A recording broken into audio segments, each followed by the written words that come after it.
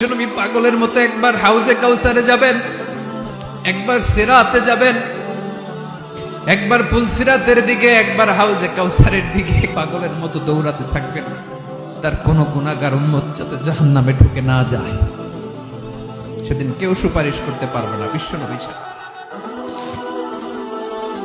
এজন্য 5 নম্বর আল্লাহ বললেন, মান যাল্লাযী ইয়াশফাউ ইনদাহু ইল্লা বিইযনিহি।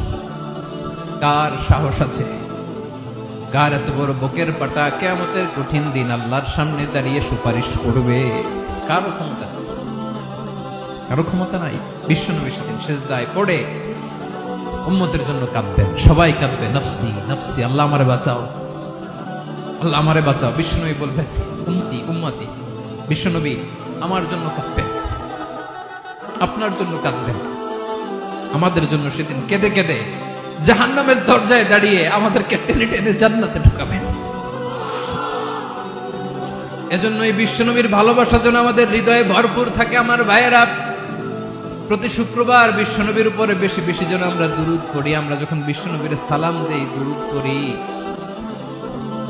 একদল স্পেশাল ফেরেশতা আছে যারা বিশ্বনবীর দুরূদটা নিয়ে সরাসরি বিশ্বনবীর রওজায় যায়, যে বলে অমুকের বেটা অমুক আপনারে সালাম দিয়েছে। বিশ্বনবী নিজ কবরের থেকে নিজেই সালামের উত্তর দেয়। বিশ্বনবীর ভালোবাসা যেন আমাদের হৃদয়ে থাকে, বিশ্বনবীর সুন্নাহ দিয়ে যেন আমাদের জীবনটাকে সাজাই করা যাবে ইনশাআল্লাহ। বিশ্বনবীর ভালোবাসা ছাড়া কেউ জান্নাতে ঢুকতে পারবে? বিশ্বনবীর পক্ষে আমরা বলবো, বিশ্বনবীর পক্ষে আমরা লিখবো, বিশ্বনবীর জন্য আমরা আমাদের কলিজার রক্ত বিলিয়ে দিব, ঠিক কিনা বলেন?